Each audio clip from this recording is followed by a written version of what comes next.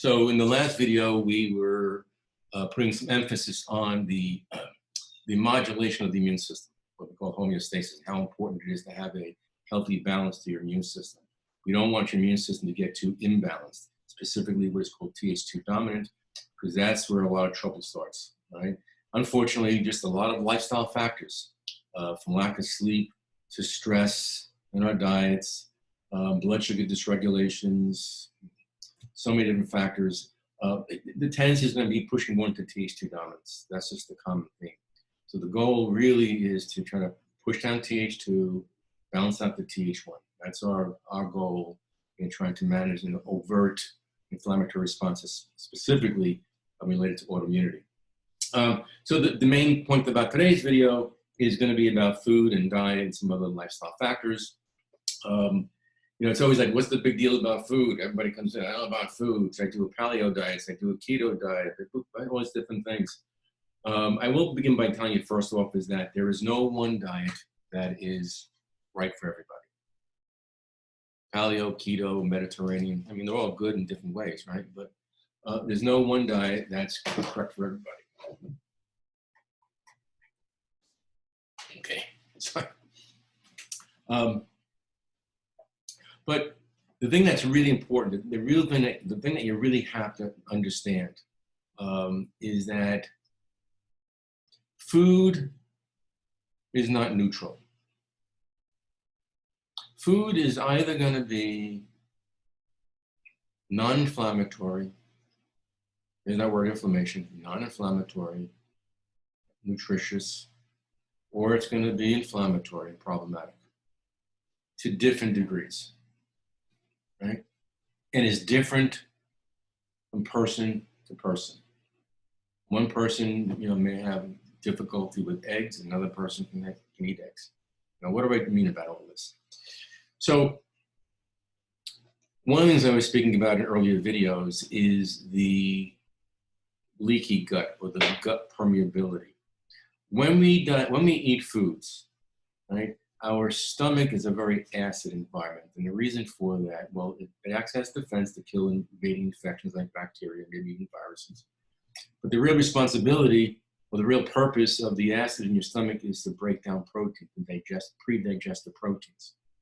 It always sounds strange when I say to my patients, your body does not want protein. I'm like, what?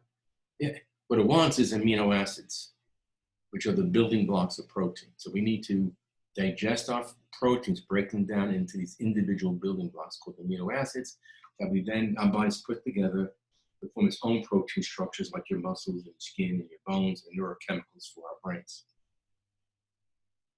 Now, one of the most common things I see in practice is that, especially with people over 50, is that they're not digesting proteins very well. Okay, so if what happens now is that if you take it, so again, a protein is like a chain of amino acids. Now, animal proteins are going to be longer chains, and plant proteins are going to be shorter chains.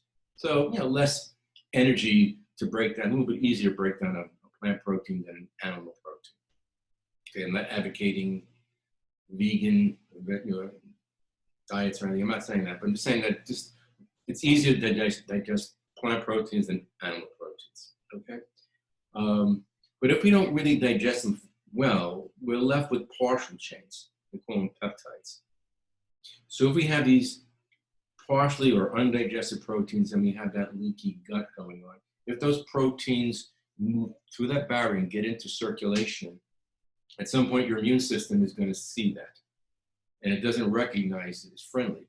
It sees it as foreign. And your immune system is going to create a reaction against that protein. So guess what you just developed? You developed a food sensitivity to that protein. Meaning, every time you eat that food, it's turning on your immune system. So now that food is a contributor to driving inflammation. It said your immune system is inflammation, right? So if I'm eating a food that's turning on my immune system, it's going to turn on inflammation. I mean, an inflammatory response. Okay.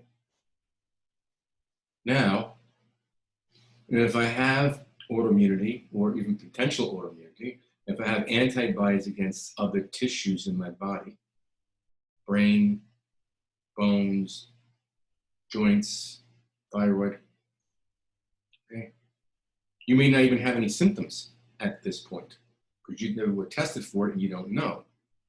But if we develop food sensitivities, food immune reactions to these food proteins, it can turn on the immune system enough that it's going to turn on the immune system to go after the tissue.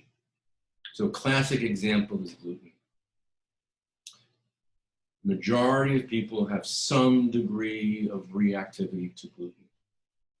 And since so many people eat so much gluten on a daily basis, is that there is a high probability they're having an immune reaction to gluten. And if they have antibodies, if they have Hashimoto's thyroid, there's what's called cross reaction, meaning your immune system cannot differentiate between gluten and your thyroid gland, as strange as that sounds. So if you're eating gluten and your immune system is reacting to that gluten, it's stopping inflammation, it's turning right around and going after your thyroid gland. More gluten, more destruction. More gluten, more destruction. And there were other food proteins that are high in the category like dairy, specifically cow, right? But dairy, the proteins in dairy are very inflammatory, meaning they drive an immune system reaction. So when you're dealing with inflammation, trying to get that inflammation down, it is really, really, really important that we give consideration to diet, okay? And again, it's not cookie cutter. So we need to be able to figure out what foods in particular at a given time is creating a problem. Some foods for some people will need to be out for their entire life. For a lot of people, some foods might need to be out for a certain period of time, 3 months, 6 months, and then they might be able to reintroduce it and not get that same immune system reaction. But when it comes down to thinking about inflammation, immune system control, controlling autoimmune expression, a lot of attention's got to be put to food because we're eating every day. And so if we're just eating every day, we're not giving consideration to this, we're doing ourselves a disjustice. Okay, so we will see you on the next video. And I think the next video is we're going to just kind of talk about just a few lifestyle factors and a few supplement factors. And I think that should be probably the end of the series. Hope you're enjoying it.